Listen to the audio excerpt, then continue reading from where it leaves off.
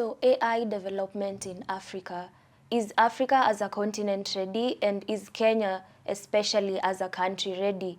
On this episode, we dive into this discussion with Linet Kwamboka, a computer scientist with a focus on the intersection of public policy, data science, and AI. Karibu sana, Linet. Thank you, Agatha. It's an honor to sit before a great mind like yours. I've gone through your social media and I was so impressed. You wear so many hats: a computer scientist, an enthusiast of public policy and technology. So what pivoted you into AI and data science? Well, thank you for having me. It's an absolute pleasure and honor to be doing this interview. I studied computer science in school at the University of Nairobi, and like most who studied computer science, we went into software engineering. I did some specialties around geographical information systems, and kind of fell in love with data, because for GIS systems and when you're thinking about earth sciences, it's always about data. How much data are you collecting? You're talking about satellite data, GPS data on your phone, location data, and just fell in love with it. And I have been in the data space, specifically the data space, for about 15 years now. And of course, the natural transition when you're in the data space is to really explore how much you can do. And some of the products, I like to say, artificial intelligence and machine learning and data science, those are outputs of or products of data. So you end up just being in that space. Started off in 2013, started a company called Data Science Limited, building information systems and helping companies, governments, do data and do data well and get insights from data. And then during the COVID times, joined an organization called the Global Partnership for Sustainable Development Data, when you're thinking about sustainable development and SDGs, and just working really with different stakeholders, both locally, internationally, and thinking about how governments are using data and why they should be using data, and how we can strengthen the systems that create the data that we use on a day-to-day basis. Yeah. Okay, from your perspective as a computer scientist, would you say that Africa as a continent and Kenya as a country, would you say it is our time for AI? It definitely is. It definitely is. I think we just haven't defined very well, especially if we talk at a continental level, what we want to do and how we want to do it, right? In March of this year, actually with the work at the Global Partnership, we launched the Kenya National AI Strategy with the Ministry of ICDE in Kenya. And Kenya was very specific about why we were doing AI. And it was for us to become, contributors in the producing of AI systems. So, think about AI knowledge, AI infrastructure, AI power. But then I don't think that at continental level, we've had that definition. And there is a way that sometimes we do our development and our technologies where everyone wants to become an expert in everything. And that unfortunately minimizes resources. So one of the things that I have been advocating for is, if at the Africa Union level, for example, this conversation was had and we were able to identify, think about, a little post-colonial times where you knew that if you want to study medicine, you go to Kenya. If you want to study economics, you go to Uganda. If you want to study politics and policies, you go to Tanzania. And there was a way countries were known for things. Think about America. If you want to do, for instance, data centers and infrastructure, now people are going to Virginia. And if you want to do, AI development, software engineering, you go to San Francisco. Distributing, the different elements that power these systems is very important, so that we know that if you wanted to do, AI infrastructure, for example, you go to Kenya for whatever reason, because maybe it has, enough power, it has enough water, it has enough, skills to be able to do that. If you wanted, your children to learn about computer science and data analytics and artificial intelligence, you, for example, send them to South Africa because maybe they have the best universities. If you wanted, someone to learn how to develop, chips, for example, which we should be doing and developing on the continent, you maybe send them to Congo because they have the minerals there, and setting up industry there might be easier.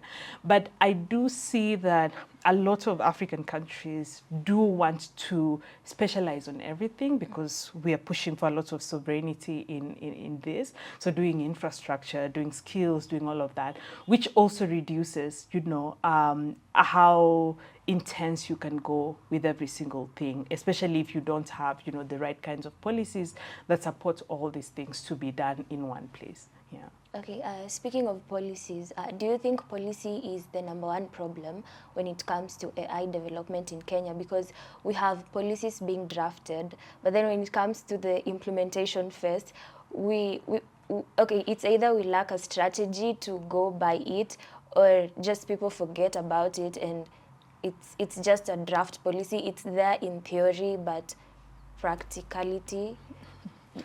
I don't think so. I don't think policies is even in like the top 3 of the issues that we should be tackling. It's good to have policy. It's good to have access to information laws and data protection laws and different strategies that support, because they set a guideline and kind of a roadmap to where we want to be. I'll tell you, in 2011, I was working consulting for the World Bank, and seconded to the government, leading the Kenya National Open Data Initiative. We did not have any laws, really, beyond the constitution that said, every Kenyan citizen should have access to information. We did not have access to information rights like the law as it is today. We did not have data protection, laws. But we did an open data initiative, which was different government institutions contributing their data and different technologists and researchers having access to this data and using it for, the work that they needed, and different innovators building innovations, on the data. And we only got the data protection laws in 2019. Yeah. So I don't think that policies are the biggest problem. I think skills, are really our biggest challenge.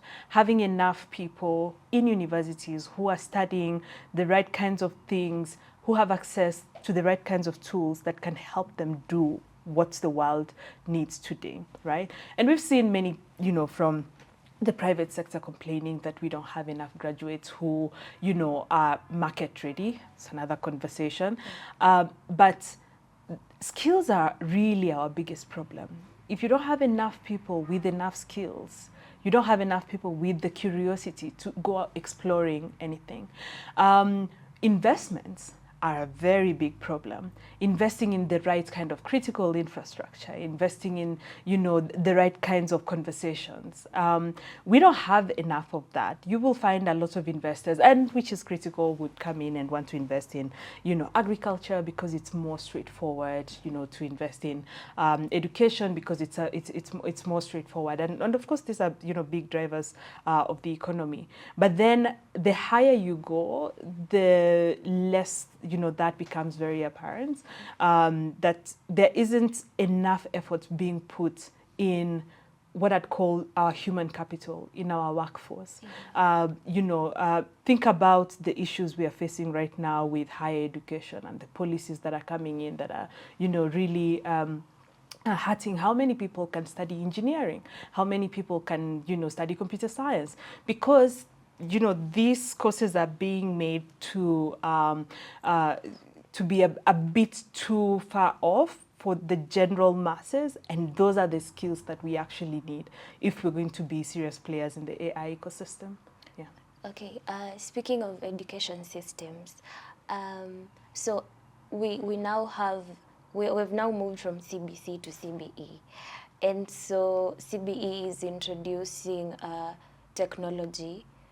And so it brings me to this question. Do you think it's right to integrate AI technology and and technological advancement education in CBE, considering that we have not yet understood, the teachers and students alike have not yet understood even what CBC is, and now they've just been plucked and placed into CBE, and now they're being bombarded with all these new units and, you know, advanced studies. So what happens to that marginalized student in that marginalized area who's being bombarded with AI? I'm a big critic of education systems and how we generally approach education. Yeah. You know, everyone in this room, you and I included, Yeah. went through, I think, you know, the KCPE 844 Yeah. system. And I know a lot of amazing people who are doing amazing things who went through 844. And for that reason, I have 2 children, and they go through CBE because of, like, you know, I think a lot of the effort really comes from parents rather than from schools. And as you can see, a lot more people are now homeschooling their children. Think about when you hear about someone like Mark Zuckerberg, or you hear about someone like Bill Gates. While their education was important, a lot of what you hear is their parents were professors at a university, or they were engineers, and they started having access to computers much earlier than, you know, the rest of the people. A little known fact to a lot of people, actually, is that the founder of OpenAI, Sam Altman, started his first company, I think, when he was 14 or 15. And that's just not school influence. That has to be home influence. So that, for me, is to say that parents have a big role to play in how children turn out. And unfortunately, that also comes from a very privileged point, because I know, like, I'm exposed to these things, and I know that I can do that for my children. But not all parents can do that. Yeah. You know, I have a brother who's a neurosurgeon, for example, and I know how much time he spends in theater and in the hospital. To expect him to be at home with his kids all the time is also a bit impossible, you know, as educated and, you know, well-to-do as he might be, right? Unfortunately, I think some of the changes that we're making are very experimental. Yeah. And we don't know what the outcome would be. You know, there's an interesting saying, and unfortunately I'm going to butcher it a little bit, but it's you know, the problem with public policy is we talk a lot about its advantages when it's done, but we don't quite evaluate its impact once it's been implemented. And we don't know what's, you know, CBE, CBC is going to be, but we know what 844, you know, did. Yeah. But very finally, on that point, I'm not a very big advocate of, you know, separating things and having, like, little children study them. I studied computer science, and we had exactly 1 unit of artificial intelligence in 1 semester in second year. And the role of education is to spark your curiosity and your interest in things. Think about doctors. You study general medicine. Then out of this, you identify that in the human body, you're interested in the brain. Oh, I can become a neurosurgeon. I'm interested in the general well-being of women and mothers. I can become a gynecologist. I'm more interested in this little being. I can become a pediatrician, right? But then when it comes to technology, we are very quick to go study data science, go study artificial intelligence, go study this. I think kids should study computer science, because computing allows you to understand, you know, technology holistically. You understand the hardware parts. You can go, you know, build chips. You can go build, you know, chips. You have to specialize and do some engineering, but you can go do networking. You can be interested in software. You can be interested in policy and say, I want to understand how, you know, technology is governed. So that's all to say that, unfortunately, I think our education system at the moment is very experimental, which is very dangerous as well, because we don't know what the outcome is going to be. We don't know if kids specializing in sports and being allowed to, explore their interests in, music, holistically is going to change them versus exposing them to everything.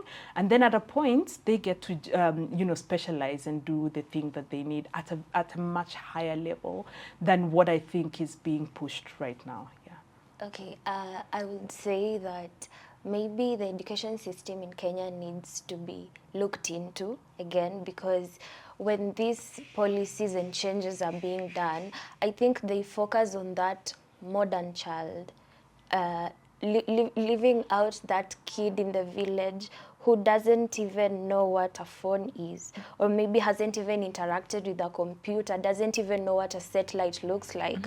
So when you are introducing technology as a unit to this child who hasn't even interacted with any type of technology in their lifetime, you cannot really expect them to embrace it firsthand. So I think it's, as you've said, it's experimental. And so we don't have to take kids through that. We have to first make them understand that this system is going to equip you with these skills, and then you're going to start from here. But then just bombarding the kids with that, I think the system needs to look into that. But that's another conversation. Very quickly, if I can just comment on that. Yeah. And I totally agree, and you've put it really well, that there's a modern lens with which we look at education, which is quite unfortunate. Just the other day I was thinking about this, speaking to a few friends, and no hate at all to, some of these schools where now, before, GCSE type, American, British type school, education systems were the exception, they were not the rule. And there's a reason for that. There were experts, there were, of course, very wealthy people. And you went to these schools, or you took your children to these schools for networking reasons, for, because you're traveling a lot and you want a certain level of exposure, because some of them had white teachers. Yeah. But now you have British education schools in every corner in this town. I grew up in Nyamira, proud villager, I would say. All my siblings, I'm the last born in a family of 8. Okay. All my siblings grew up in Nyamira. But as I mentioned, we have a neurosurgeon in the family, we have a computer scientist, we have many other very amazing professions in my family, and I'm very proud of that. And I can tell you that maybe up to 70% was, because I remember one day my brother, his friends went to boarding school, and he came to my dad also crying and wanting to go to boarding school because that's what the cool kids did. And my father said, if you're smart, you're smart, and if you're not, you're not. Like, boarding school is not going to change that. He might have also had, but dad was a science teacher. And every Saturday he would unleash us to his, science books and say, the homework today is find the scientific name for an edible mushroom. Yeah. And later he would come and reward whoever got it. And we would go into the, books, and very big books and stuff, the Merchant of Venice and stuff. Like, I used to see those books, and that curiosity was sparked at that point. And for me, I would say it was when my brother was making fun of me for wanting to change a bulb, and my father said, she can change a bulb if she wanted to, because she can do anything. I think we really underplay the role that parents play in raising children and in challenging education and in sparking curiosity. That now every young person who can, and most are killing themselves to take their kids to amazing schools, and they're in the British system. But it's not the tradition, now it's becoming the norm and not the exception. But I do think that when it comes to now, policy there is really important. Yeah. Policy is really important. So I don't think that we should start introducing AI and start replacing teachers with AI. There are many other ways that technology can come in to augment what is happening in the education system. We've tried one laptop per child, the system was challenged. That's not really the solution. We have village schools. I went to Nyamira DEB, primary school, that are doing, and for me, when I think about schools, it was the teachers really. And as you've said, if we're not equipping the teachers, if you don't have a teacher who understands computing, there's really not much you're going to do. And I think a lot of it is very experimental, unfortunately, and it hurts to think about. Exactly. Teachers and students alike, they are all affected. So moving on to AI, human-centered AI. So a research was conducted by Stanford Institute, and it shows that AI may diminish demand for high-wage skills. As a computer scientist, how true is this finding? I mean, Microsoft just laid off thousands of people the other day, so I'm not one to dispute this thing. Yeah. AI has become so good that it can do a lot of things. I'm advocating for people to study computer science because, as I said, it's holistic. Because right now, anyone can go. I like to listen to the Diary of a CEO, and the guy said he was able with no, I don't think he went to college actually, from what he says, but he says with no experience at all, he was able to create an AI chatbot that ordered food for him and it was delivered. That was my first job, like creating applications for people, as a freelancer and stuff. So you're gonna need more than technical skills, Truthfully, AI is going to come and replace a lot of jobs. We are seeing a lot of people saying, I'm being replaced by the AI that I created. And yeah, I mean, you create something so good that, and unfortunately now people are going to start sabotaging it and putting in backdoors to try and, stop it. But it's very true. AI is going to come and really disrupt the job market. There are many jobs. I mean, when you think about AI researchers and engineers in Microsoft being replaced and being fired because now the AI can do what they need to, what Microsoft needs, that tells you something. The conversation and where now policy comes in, and my love for policy is, our governments, our African governments, thinking about this, because it's their role to be thinking about, job displacement and the rates of displacement. If today, the University of Nairobi is training maybe 100 people in computer science, is the university able to say in 10 years we are for sure going to need 100 computer scientists from the University of Nairobi? Yeah. Or do we need 50? So should we be focusing on 70, 20 will drop off, attrition and staff, and we will have 50 who can actually, fill the need and the gap in the job market. If we are training nurses, for example, do we need this number of nurses, or are we just allowing people to go in and study nursing? Fortunately, nurses seem to be safe.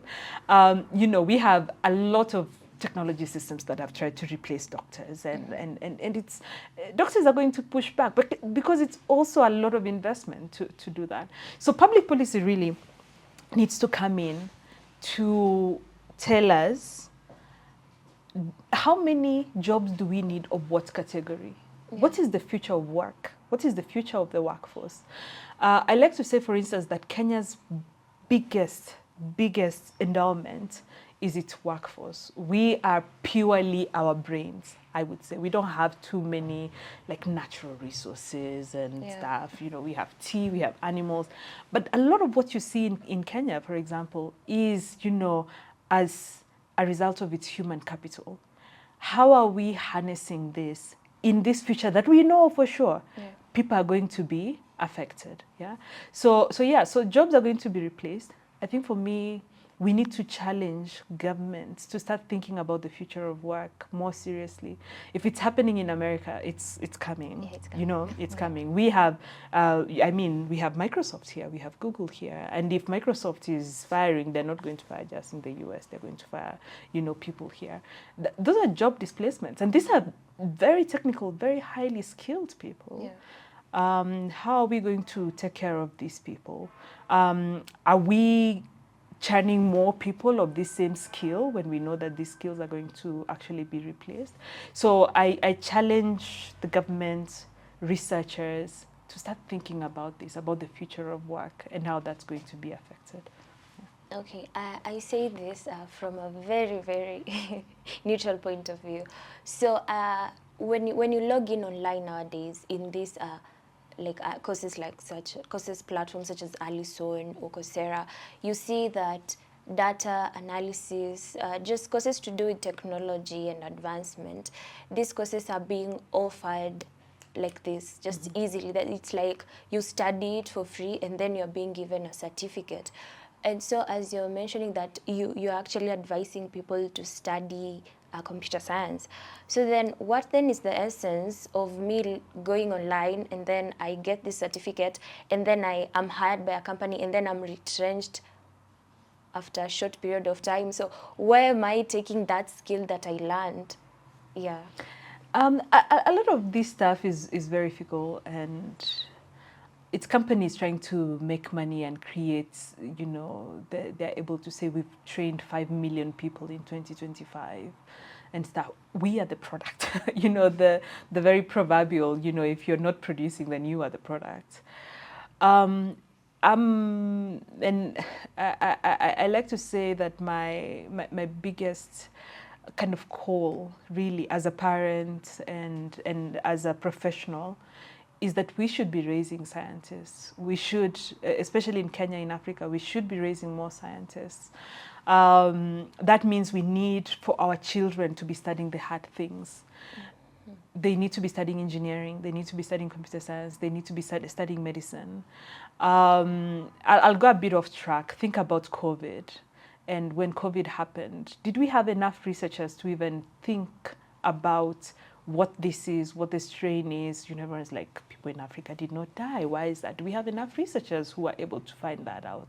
The other day I watched something that said, it was the impact of the sun and, sun exposure and COVID. And I was like, oh, is it because we have a lot of sun?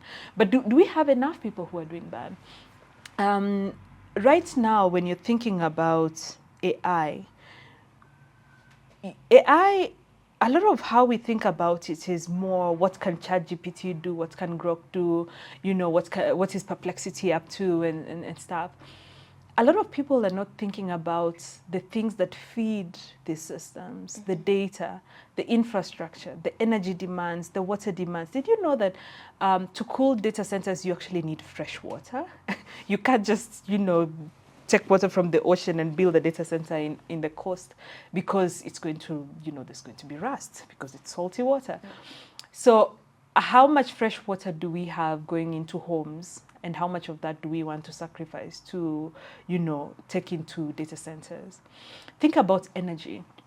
Facebook is now building this big data center or Meta, and they require like a lot of energy.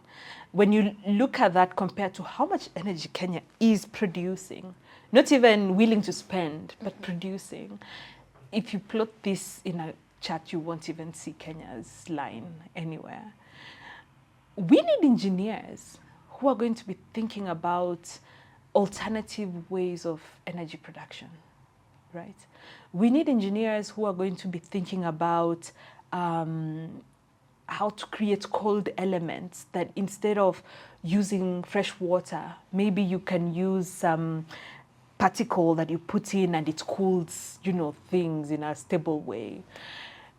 Now, AI is not going to replace that anytime soon. It can try, but it won't. The other day I joked, the NVIDIA CEO was talking about the next phase of AI, and he said that the next phase of AI is we're going to be thinking about, AI is recognizing objects' permanence, which is the thing that we teach children at 6 months. It's that, I can put this cup here and I can remove it, but it doesn't mean the cup has disappeared. It's somewhere and I can put it back. Mama is gone and mama is coming back, right? Mm-hmm. So object permanence. And I was like, oh, so in human years, AI is 6 months old, when you think about it. And unfortunately, I feel like we are dumbing down the human population to where AI is, instead of pushing the human population to be above. AI is coming, but then we need children studying hard things. We need to be doing hard things. We need to be studying engineering. We need to be studying computer science. We need to be doing, because data analytics is basically critical thinking. For me, it was because I was taught critical thinking in computing, I'm able to apply that. I have taken time to do certificates with about the tools that you can use, but then it's application. But I have the foundation, and a lot of that can be taken away.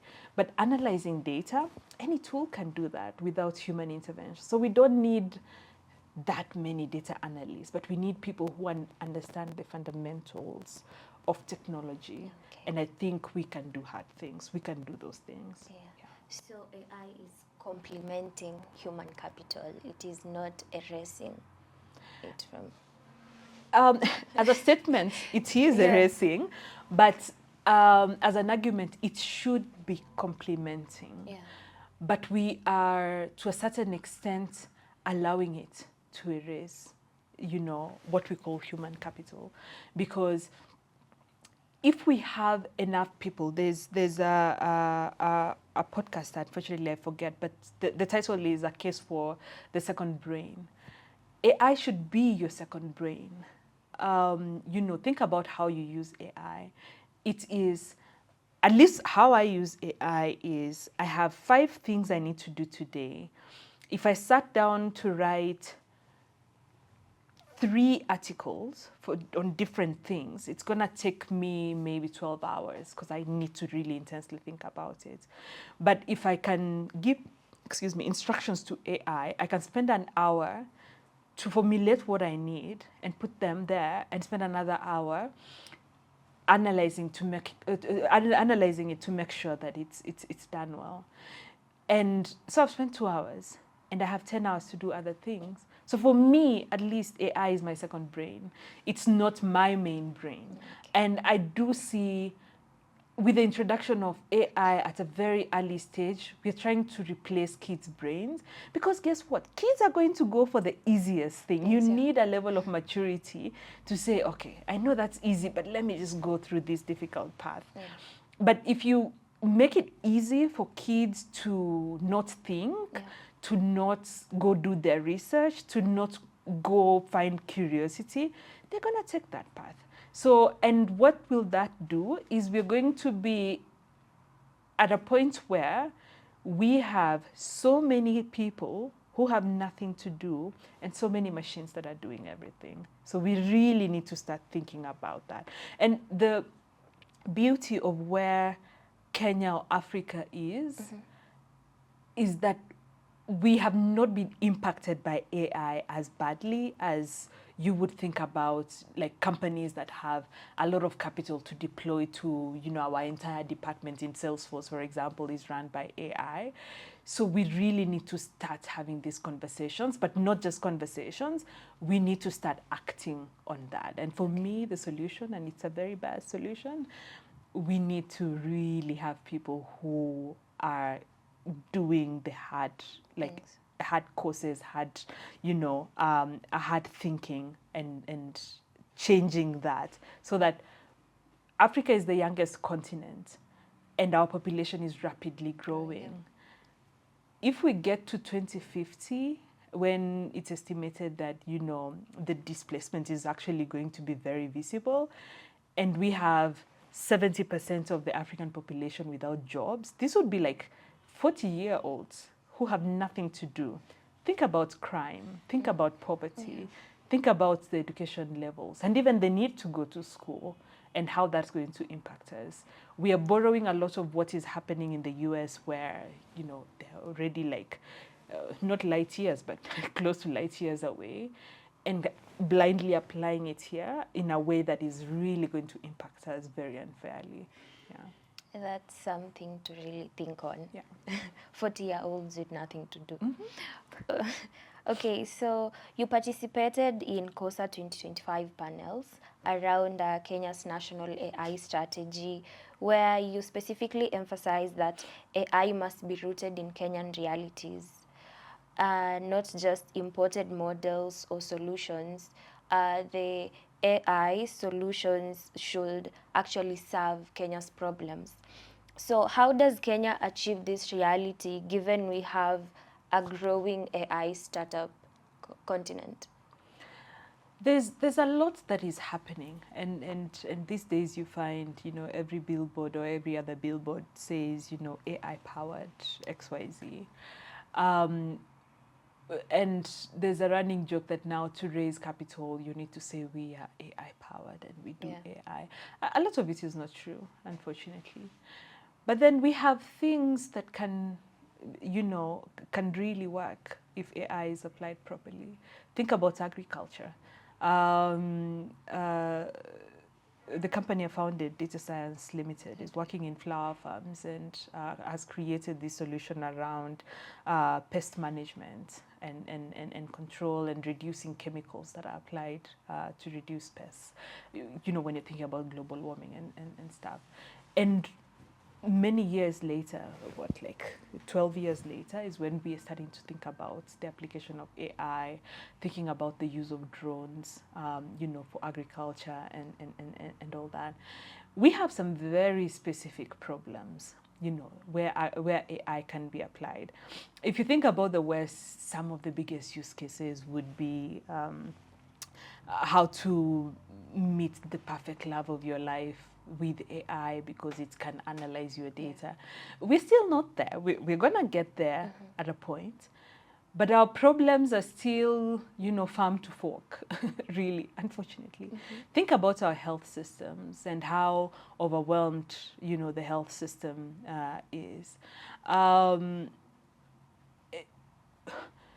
when my brother did his residency in the UK, when he was doing his master's, he said there were robots everywhere. You know, there were robots accompanying doctors, you know, delivering things. There are robots. And I was like, what? You have robots in a hospital? But our biggest problem is not delivery. In fact, we need maybe more humans delivering things. But we do need more robots or more like artificial intelligence or machines really supporting doctors, because when you think about our doctor to patient ratios, they're not that great, you know. So we have, and it's easy to think about like what has worked in the West or in the global northern countries and try to apply it here one to one. But then when you think about some of the challenges that we actually have, you know, think about manufacturing. You know, when I was doing open data, we used to look at this statistic around like patient to bed ratio. You know, you've seen cases where patients are literally sleeping on the floor. What if we had 3D printing? It's not AI. Our problems are really not that complex when you think about them.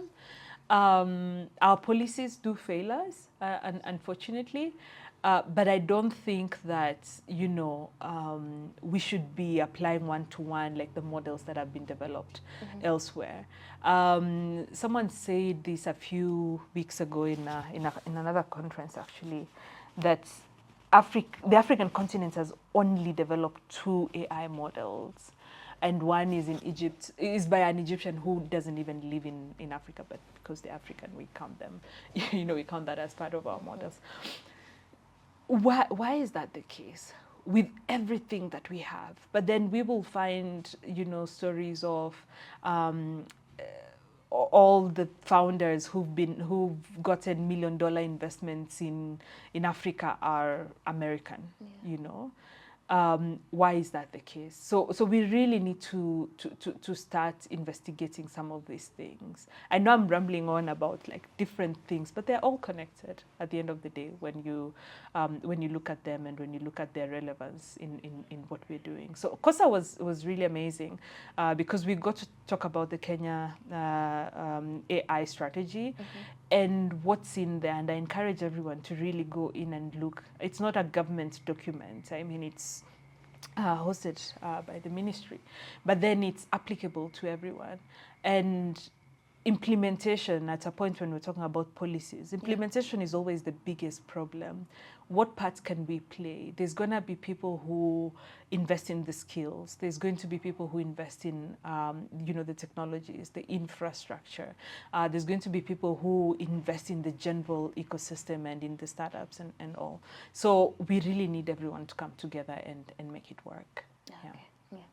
So speaking of the ministry and the Ministry of ICT, so Kenya recently launched its National AI Strategy 2025-2030, and it emphasized on AI digital infrastructure, data ecosystem, AI research, and all of that. From your vantage point, what are the most promising cross-sector partnerships you see between AI, government, private sector in this era of AI? What is most promising? Is it government? Is it AI in the private sector? Is it AI in civil society? Yeah, the strategy really lays out a role for everyone. So there isn't like one player who takes it all. The government has a role to play in, formulating the right kinds of supporting policies, and sometimes not even formulating any policy at all, because some of them can be a bit punitive. But in terms of encouraging the growth of the ecosystem, in terms of encouraging, skills development through universities, because that's the government's job. We have development partners who are investing a lot in the ecosystem. Think about the UN, World Bank, FCDO, IDRC, GIZ. The strategy was actually sponsored by the European Union and through GIZ and implemented by the Global Partnership. Everyone has a role to play. The private sector has a role to play. The private sector, think about the different institutions, have the right kinds of engineers and the people who can develop these systems. We have the normal citizens, you and I, who will become consumers and who will create the demand for some of these solutions that are being done. I know that there's a public-private partnership between the government and a private entity to create a green data center. I was talking about infrastructural needs of, powering AI, a green data center that is powered by geothermal energy in Naivasha. So thinking about, in Naivasha, Nakuru, thinking about, things like those, every stakeholder has a role to play. So it's a matter of having these people come together and identify, just as I was giving the African case, what can I do in my capacity as an individual, as an institution, as a stakeholder in the ecosystem, and then, go ahead and do that. Yeah. Okay, let me take you back to something you talked about, robots. There are actually clips going around. These robots are actually being abused. People are beating these robots or like dismantling them. And so you've spoke of us needing them to actually make work easier. So how do we convince the human population that this robot is not going to replace you? It's just going to help you in making your work easier? How do we even start to convince that primitive human that doesn't know what technology is?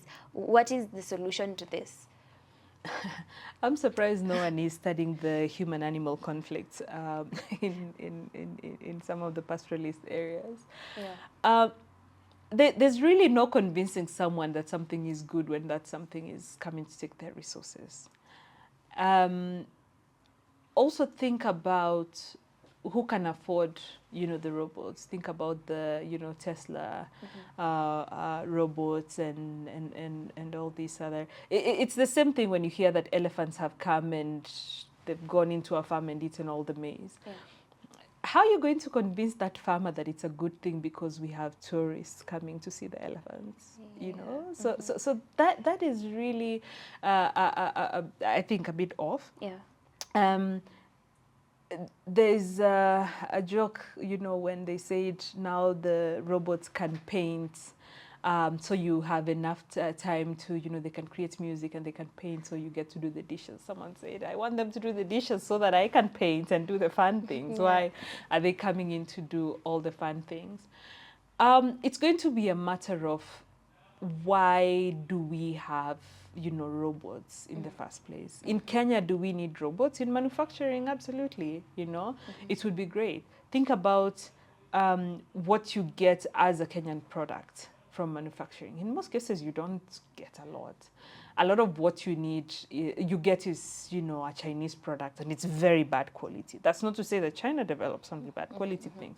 What ends up in our market is very bad quality. And then you hear that Calvin Klein boxers are made at the EPZ in Nairobi or in Machakos, and you're like, what? What you pay top dollar for is actually made here. Yeah. So for me, it's a matter of identifying what we actually need and when, and how we actually are going to apply, that. Think about the resistance that African, presidents have had to some of the global kinds of trends. I'm not going to go too deep into that, but then where they would say, because of our cultures and our norms, we are not going to accept this. Governments have the right to say we don't need robots that can do this, and we can regulate, beyond that. But what we need are, for example, robots that can help us in manufacturing, robots that can help us in road construction and all that. And we already use robots. I mean, when you think about it, using vehicles and machines and stuff. So it's the proverbial, blind man touching an elephant, and one touches the tail and says this is the elephant, and one touches the horn. But AI is really what you want it to do for you. There are going to be people who apply AI for efficiency of their workforce. There are going to be people who apply AI for better production because of precision.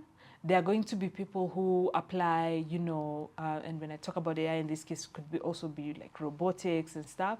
I mean, in hospitals, doctors use robots to do surgeries. So there's going to be different applications of AI, and it's a matter of what you want. And there are going to be people who apply AI just so they can reduce the number of human beings they have working for them. So it's really a question of, as the person in charge, what do you want? And you're going to do exactly that. We've seen layoffs, and they're exactly that. And part of that is, it's the producers of these AIs who are saying, oh, see, we are a big company, but we can operate with no human beings. So guess what? You also don't have to deal with unions and pension and taxes, and you can reduce all that, become more profitable by reducing human beings. So really, I think this is where the governments really need to step in critically and start thinking about what they're going to do with the human capital. And speaking of governments, do you think African governments, or let's narrow it down to Kenya, do you think Kenya can actually stand on its own and be independent and say, we are a creator of this, or we innovated this type of AI without influence from the West or without borrowing from the West? Can we be independent creators of an AI system that is going to actually serve and benefit Kenyans? Kenyans are actually going to benefit from their own data. Can we achieve that? Yeah. And I don't know how political this needs to get, but if you took away the 1 point something billion that has been spent on like local travel and politics, and injected that into the technology ecosystem, if you took away is it another 1 point something billion that is going towards the development or building of a church, and injected that into the education system, if you took away like the money that the counties are doing in entertainment and stuff, and you put it towards the local TVETs, you will absolutely not need any money from anyone else.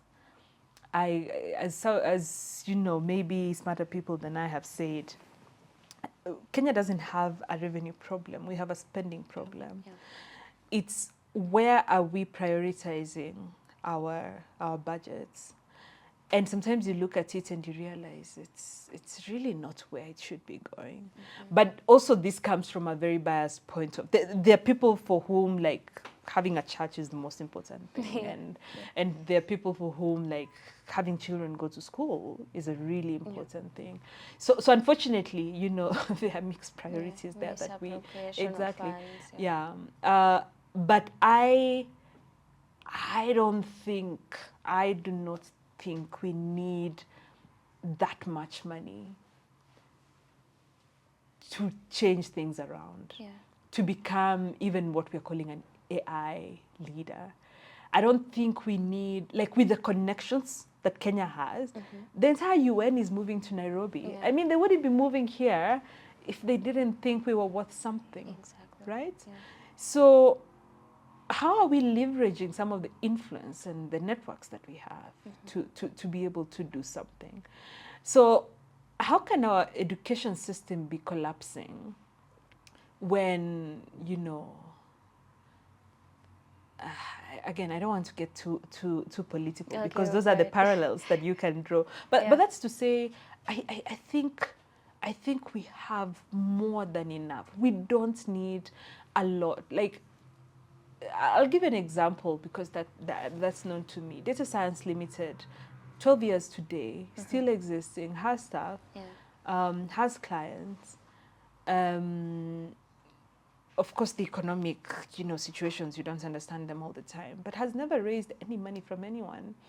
And at no point at any point over the 12, 13 years, at no point has anyone not been paid a salary at any given month, you know. So it's spending, allocation, and prioritizing. Exactly. You hear that companies have raised $200 million. And then they fold, and then people are not paid, and then, you know, so for me it's really a matter of spending, prioritization, budgeting, and just doing the right thing. And unfortunately, in closing, we don't have enough people who are willing to do the right thing. Okay. Now, as we wind up, for young African women and technologies who are entering into AI and data science, what values or mindset can they borrow from you?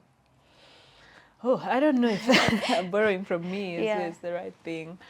But I would put it generally is we are capable of doing hard things. And I keep repeating that, maybe as a mother of girls. I was never, and maybe it comes from a privileged point as well, that I was never limited by, oh, you're a girl, you can't. No one ever said that to me. And I do think, unfortunately, sometimes a lot of the limitations we have are limitations we hear. You know, no one was talking about the glass ceiling until, Linet, the book, came in, and everyone was like, oh yeah, there is a glass ceiling. Maybe I'm limited as a woman. That's not to say it doesn't exist. I'm just encouraging, especially women, we can do hard things. We can become computer scientists and doctors and engineers and, and rocket scientists. And it's really, it's difficult a little, but then it's not impossible. There are things that can be done. I sit in the board of or advisory board of NASA Lifelines. In fact, I am the co-chair, and I'm like, this is NASA affiliates, me from, and I work with people from all over the place, and then you realize there's really nothing special about this, and there's a lot of women. The organization, I founded, I'm a woman. The organization I work for, the Global Partnership, is led by a woman. NASA Lifelines is led by a woman. I am the outgoing president of the advisory board of We Robotics, which also does amazing work around robotics and drone technologies, led by a woman. There are so many women doing amazing things.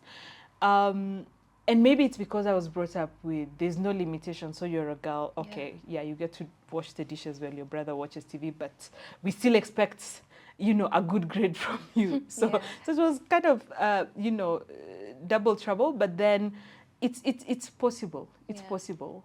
I do think sometimes we do give up. It's easy, or we get distracted very easily. In this world of social media, there's a lot going on. There's a lot going on. Sometimes I cringe a little bit when I'm like, someone is a PhD and they're an influencer of like cooking oil. Nothing wrong with it, but I'm like, you have a PhD. You should be researching and doing all these things. So for me, really, to both women and men, the world is really changing, but it's up to us to change with it, but in a way that differentiates us and in a way that puts us in our vantage point. A lot of what people are doing now, you ask kids, I think there was a survey, was it last year or early this year? And a lot of kids, you ask them, like, what do you want to be? I want to be a YouTuber like Mr. Beast. Like you and 10 million others. So what about you? Like the chances of you gravitating to the top are so limited than if you said you want to be an astronaut. It's more difficult to get in, but once you get in, you're an astronaut, So for me, really, again, there's a lot of a lot of conversation and literature. There's no prize for suffering, and I'm not encouraging anyone to suffer. I'm just encouraging people to take time to think about how to differentiate themselves and do a little more for themselves and for the future generation. Wow. Yeah. Thank you so much. That brings us to the end of our conversation here in studio.